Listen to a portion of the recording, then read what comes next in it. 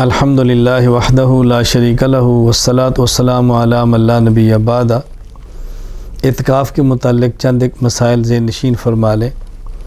اعتکاف سنت وہ ہے جو صرف رمضان کے آخری عشرہ میں کیا جاتا ہے۔ رمضان کے سنت اعتکاف کا وقت 20واں روزہ پورا ہونے کے دن غروب آفتاب سے شروع ہوتا ہے اور عید کا چاند نظر آنے تک رہتا ہے۔ معتکف کو چاہیے کہ 20ویں دن غروب آفتاب سے پہلے جس مسجد میں اعتکاف کرنا اس میں داخل ہو جائے۔ یہ اعتکاف سنت مؤکدہ علی الکفایہ ہے، یعنی بڑے شہروں کے محلے کی کسی ایک مسجد میں اور گاؤں دیہات کی پوری بستی کی کسی ایک مسجد میں ایک آدمی بھی اعتکاف کر لے تو گاؤں میں کوئی شخص گناہ گار نہیں ہوگا۔ جس محلے یا بستی میں اعتکاف کیا گیا ہے اس محلے اور بستی والوں کی طرف سے سنت ادا ہو جائے گی، اگرچہ اعتکاف کرنے والا اس بستی کا نہ ہو، کسی اور بستی کا ہو۔ آخری عشرے کے چند دن کا اگر اعتکاف کیا، مکمل عشرہ نہ کیا، 10 دن نہ کیا تو اعتکاف نفل ہوگا، اعتکاف سنت نہیں ہوگا۔ عورتوں کو مساجد کی بجائے گھر میں اعتکاف کرنا چاہیے۔ اعتکاف کی نیت زبان سے کرنا ضروری نہیں، دل سے کر لینا کافی ہے۔ آدمی خود اعتکاف نہ بیٹھے، پیسے دے کر کسی کو بٹھا دے تو یہ ٹھیک نہیں ہے۔ ویسے معتکف کو روزہ سحری کرائے، معتکف کو سحری کرائے، افطاری کرائے، اس پر ساری افطاری کا اجر ملے گا، لیکن کسی بندے کو پیسے دے کر اپنی جگہ پر اعتکاف کروائیں، اعتکاف بدل، یہ ٹھیک نہیں ہے۔ مسجد میں ایک سے زائد لوگ اعتکاف کریں تو سب کو مکمل اعتکاف کا اجر ملتا ہے۔ اعتکاف مسنون کے صحیح ہونے کے لیے چند ایک شرائط ہیں۔ نمبر 1، اعتکاف کرنے والا مسلمان ہو۔ نمبر 2، عاقل ہو۔ نمبر 3، اعتکاف کی نیت بھی کرے۔ نمبر 4، اعتکاف مسجد میں کرے، عورت ہو تو گھر میں کرے۔ نمبر 5، جنابت سے پاک ہو۔ اگر حالت جنابت میں اعتکاف میں بیٹھ گیا، اعتکاف تو ہوگا لیکن حالت جنابت میں مسجد میں داخل ہونے کی وجہ سے گناہ گار ہوگا، اس لیے جنابت سے پاک ہونا ضروری ہے۔ اگر عورت تو حیض اور نفاس کی حالت کے اندر نہ ہو، وگرنہ اس کا اعتکاف نہیں ہوگا، چونکہ اعتکاف کے لیے روزہ چاہیے، اس حالت میں روزہ رکھ نہیں سکتی۔ پھر اعتکاف والے کو چاہیے کہ روزہ رکھے۔ اگر اعتکاف کے دوران ایک روزہ بھی چھوٹ گیا تو یوں سمجھیں کہ سنت اعتکاف اس کا ختم ہو گیا۔ اگر کسی شخص نے پہلے 20 دن نہ روزہ رکھا نہ تراویح پڑھی، صرف آخری عشرہ اعتکاف کرنا چاہے تو یہ شخص بھی کر سکتا ہے۔ جس شخص کے بدن سے بو وغیرہ آتی ہو اس کو اعتکاف نہیں کرنا چاہیے۔ اگر اتنے کم درجے کی خوشبو سے ختم ہو سکتی ہو تو الگ بات ہے، ویسے اعتکاف میں بیٹھ کر مزید معتکفین اور نمازیوں کے لیے اذیت اور تکلیف کا باعث نہ بنے۔ اعتکاف کی حالت میں چند کام ایسے ہیں جو کرنے جائز ہے اور بندہ کر سکتا ہے۔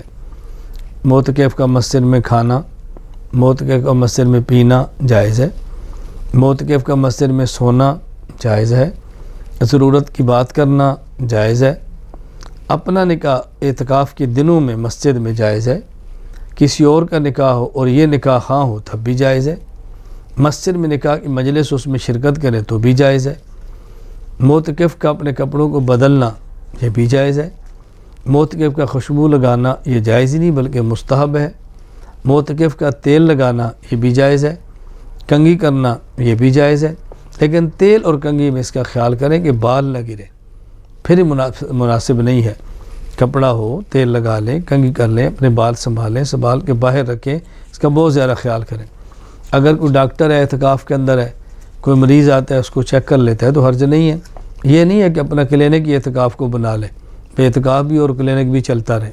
ویسے کوئی مریض آ گیا ہے، کوئی مسجد کا ہے، کوئی نمازی ہے تو اس کو چیک کر کے نسخہ دے لے تو جائز ہے۔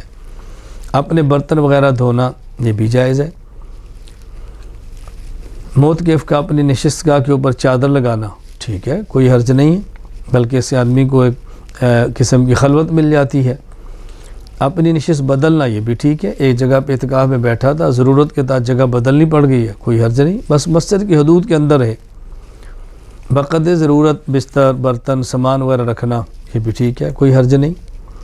معتکف کا تقاضے کے لیے مسجد سے باہر جانا ٹھیک ہے، اگر قریب جگہ نہ ہو، دور ہو تو بھی ٹھیک ہے، لیکن قریب جگہ چھوڑ کر دور جانا یہ ٹھیک نہیں ہے۔ معتکف حاجت کے لیے باہر جاتا ہے، بیت الخلاء کے لیے لائن لگی ہے، اس کو وہاں انتظار کرنا پڑتا ہے تو جائز ہے۔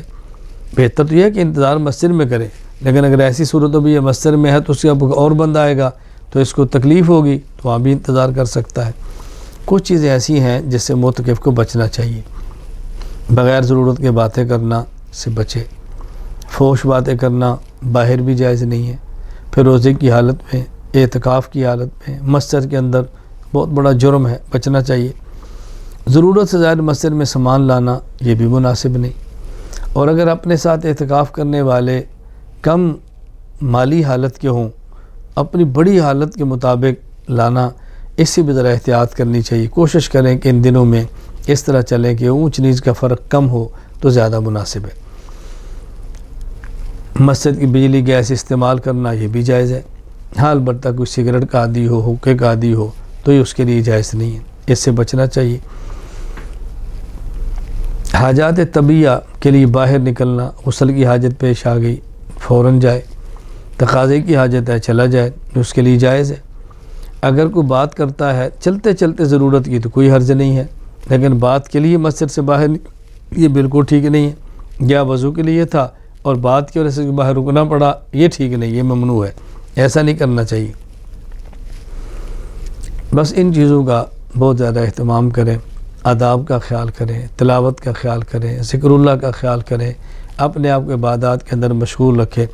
میں تو ذرا سے گزارش کرتا ہوں، ہم نے اعتکاف کورس کے نام پر ایک کورس مرتب کیا ہے، تو اگر معتکف حضرات اس کورس کو منگوا لیں، مطالعہ کر لیں تو ٹھیک، سب سے بہتر ہے کہ کسی عالم کو ہمیں اعتکاف کورس کروا دیں۔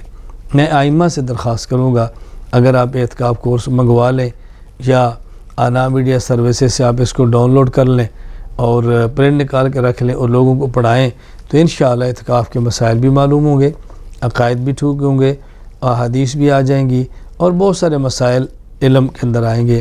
اللہ تعالی ہمیں آداب کے ساتھ اعتکاف پورا کرنے کی توفیق عطا فرمائے۔